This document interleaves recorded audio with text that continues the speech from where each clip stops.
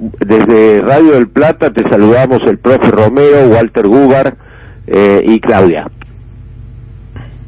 Todos muy buenos días allá en Argentina. Hola Brian, ¿cómo estás? Soy el profe Romero, gracias por atendernos, No, muchas gracias a ustedes por la comunicación. Che, ¿de dónde sos de Argentina?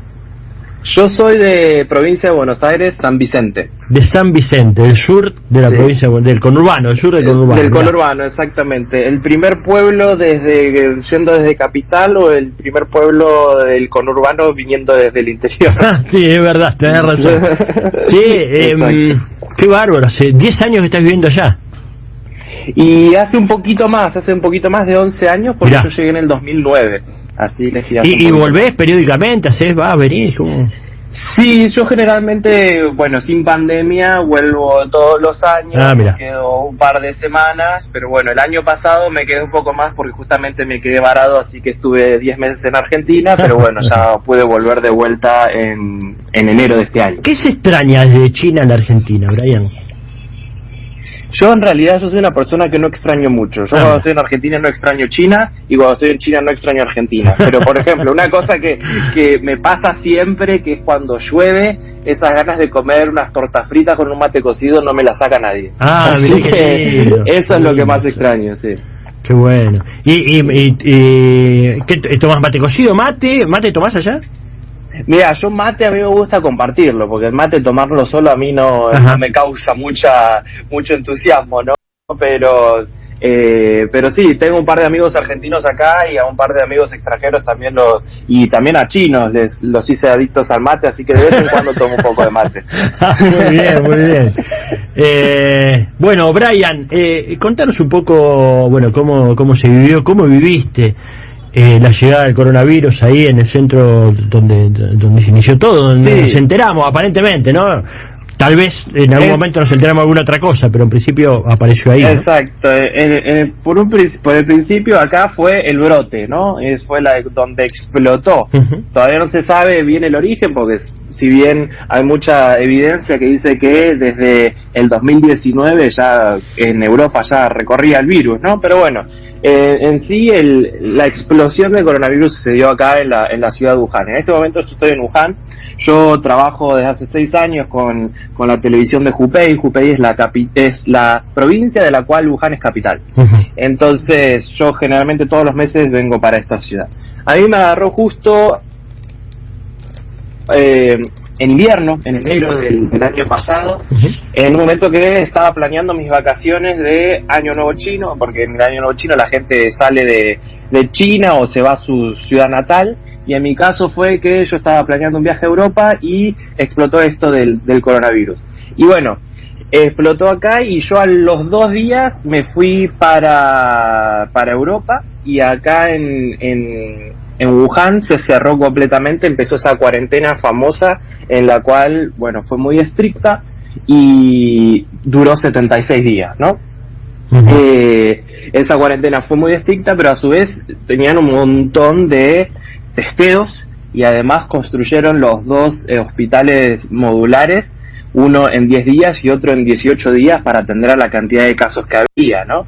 En ese momento. Luego en abril fue la primera vez que se alcanzó a los 2 dígitos de contagios internados en la ciudad de Wuhan. Entonces, lo que me sucedió a mí me agarró en Argentina, pero yo seguía totalmente en contacto todo el tiempo con mis amigos de Beijing, de Shanghai, de Wuhan, y me iban contando cómo iba pasando la cosa, ¿no? Pero bueno, a los 76 días de que terminó esta cuarentena muy estricta acá, lo que se hizo, imagínense la cantidad de testeos que se hacían en esta ciudad, se testeó toda la ciudad. Más de 10 millones de personas testeadas para saber cuál era la situación epidemiológica de la ciudad de Wuhan. Y bueno, el que seguía dando positivo se tenía que aislar. Eso fue básicamente como lo vivió Wuhan. Luego de eso Wuhan no tuvo rebrotes y todo China vivió solo una sola ola del coronavirus. Por ejemplo, es verdad, claro, no hubo segunda ola ahí, es verdad. Exacto, en Argentina están viviendo la segunda ola y en Europa están viviendo hasta la tercera. Ya la tercera. Walter, ¿andás por ahí? Sí, estoy por acá, por supuesto. No, te escuchaba atentamente y Sí. te quería preguntar, Brian, yo creo que en general el aprender el idioma, el estudiar una o dos carreras, como en tu caso en China, hace que vos has tenido, digamos, formado un conocimiento sobre China y sobre la sociedad china que no tenemos la mayoría de los argentinos. Si vos tuvieras que resumir eso, esa idea respecto a China y a los chinos, contárselo a algún amigo o algún familiar, o en este caso a periodistas como nosotros, ¿cuál sería la idea central sobre eso? Sobre esto, en esta situación lo que sucedió es que de por sí los chinos le tienen mucho miedo a la muerte. Eso es, en general, la idea china es que quizás los chinos no se animan a tantos deportes extremos como nos animaríamos nosotros en la vida normal, ¿no? Pero, por ejemplo, en una situación así donde hay una epidemia en ese momento, todavía no se llamaba pandemia, los chinos se asustaron y dijeron, uy, tenemos que cuidarnos. Entonces, ya está en la sociedad china, en la cultura está arraigado esa idea de que hay que cuidarse de un primer momento, ¿no? Y segundo, lo que se ve es que, bueno, se acataron las normas porque sabían que venía jodida la cosa, hablando mal y pronto. Claro, había gente que se moría, se contagiaba, claro. Claro, entonces, ¿qué pasó? Los chinos ya tenían experiencia con epidemias. El SARS-CoV-2 es primo hermano del SARS, que fue a principios de la década del 2000. Entonces, ya teniendo esa experiencia de cómo sucedieron las cosas con el SARS, los chinos dijeron, bueno, hay que cuidarnos, porque si no se va a complicar aún más. Y desde el lado estatal, eso por un lado, ¿no? Y desde el lado estatal se dijo, bueno, nosotros ya tenemos la experiencia de cómo controlamos el SARS, ahora hay que aplicarlo de vuelta para el coronavirus, para este nuevo coronavirus. Entonces, lo que se aplicó fue las cuarentenas estrictas, los confinamientos, testeos masivos para saber la situación epidemiológica y los rastreos. Que los rastreos utilizaron lo que es la tecnología, ¿no? Porque nosotros en China es una cosa que no podemos vivir sin el celular porque ya la tecnología está metida en todos lados, ¿no? Es una cosa impresionante. Entonces, con la localización de los celulares se pudo saber los contactos estrechos que tenía y los posibles contactos estrechos que tenían las personas contagiadas.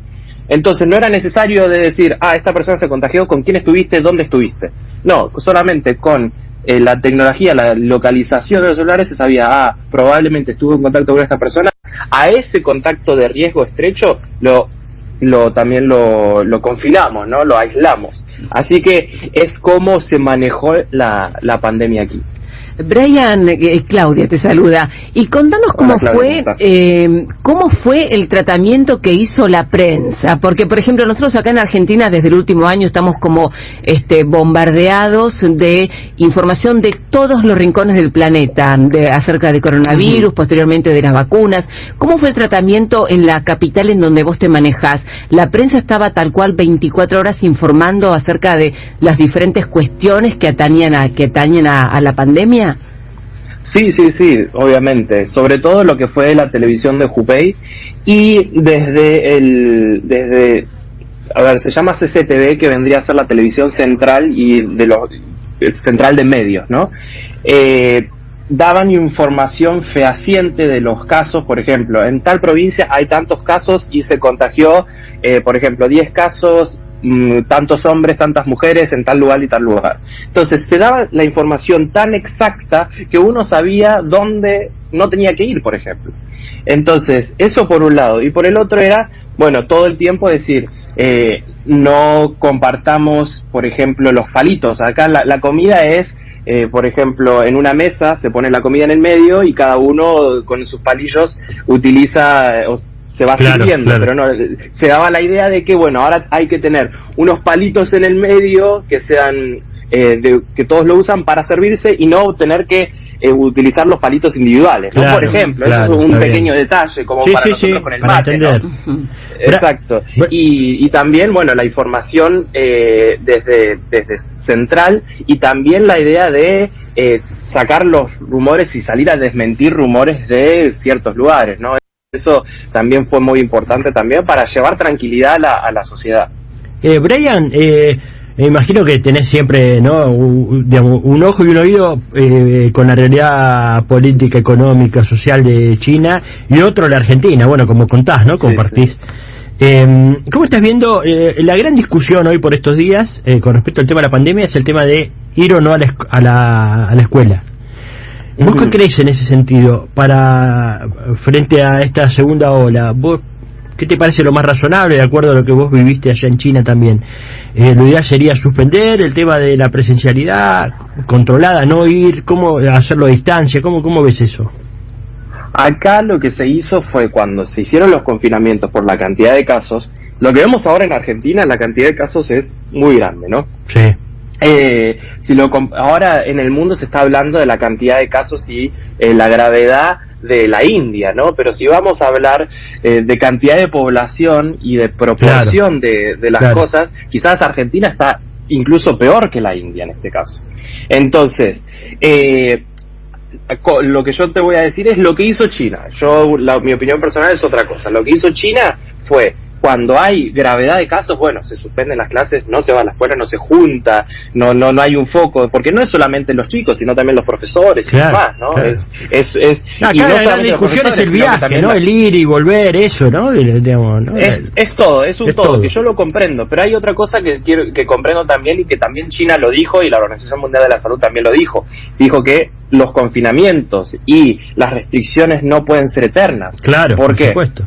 ¿Por qué? Porque también en el caso de los chicos, de los jóvenes, el hecho de ir a la escuela no es solamente para estudiar, sino también para socializar con los... Claro, exactamente. Entonces, por ejemplo, hubo un caso de un estudio en Alemania que decía que por el tema de los confinamientos y que los chicos no puedan ir a la escuela, 1 de cada 3 chicos empezó a tener problemas psicológicos por la falta de sociabilización. Entonces, es grave eso también. La salud no es solamente no enfermarse corporalmente, sino también social y mentalmente, ¿no? Entonces, es un conjunto de cosas. Y hay que evaluar y poner en la balanza qué es lo más importante. Obviamente. No, sí, la vida me parece igual. Pero yo lo que creo es que también bueno, ahí hubo un caso exitoso. Y es cierto que al ser fuerte y muy potente la medida restrictiva, ayuda a controlarlo, ¿no? Acá el gran problema es ese, que no es muy difícil hoy, por un montón de razones, hacer una medida tan fuerte y tan restrictiva como se recomienda desde el punto de vista sanitario, ¿no? Porque ahí cerraron todo y se le ganó al coronavirus, ahí se le ganó. Además, Brian, habría que aclarar que en determinados lugares donde hubo rebrotes, pero hablamos de rebrotes de 200 casos, se cerraron ciudades enteras y se hicieron por lo menos 3 tests a cada uno de los habitantes, ¿no? Sí, ese es un caso muy interesante y gracias por recalcarlo. Le voy a dar un par de detalles de ese caso, que fue el último rebrote que hubo el mes pasado en la ciudad de Rili, en la provincia de Yunnan, en el sur de China, en la frontera con Myanmar. ¿Qué pasó? Es una ciudad muy pequeña, 300.000 habitantes. Hubo, en total, en los 3 rondas de testeos, no llegaron a los 100 casos positivos de coronavirus. Hoy en día ya está en 0 la ciudad. Pero ¿qué pasó? No solo que se hizo eso de poder controlar, confinar y testear mucho, porque el testeo es muy importante para poder rastrear el resto de los casos y posibles casos estrechos, sino que también se aplicó una nueva estrategia, que es vacunar masivamente. Entonces, en 5 días, a esa ciudad se vacunó al 70% de la población, con la vacuna de CanSino, que es una sola dosis, y con una sola dosis se logra una efectividad de más del 60% en el caso de los contagios, y una efectividad alrededor del 90% de los casos graves, ¿no? Y que es también lo que está aplicando ahora un pequeño pueblo en Brasil, que se llama Serrano, que está aplicando la vacuna de CanSino, y se ven una disminución total de los casos totales y de las internaciones. Entonces, la vacunación, hoy en día que hay vacunas en el mundo, es muy importante y es una nueva estrategia más. Brian, muchísimas gracias por atendernos, fuiste muy amable y seguramente te vamos a estar molestando algún otro día, y tu testimonio es muy valioso para nosotros. Gracias. Fuerte abrazo. Muchísimas gracias y que tengan muy buen día. Brian González de China, desde Wuhan.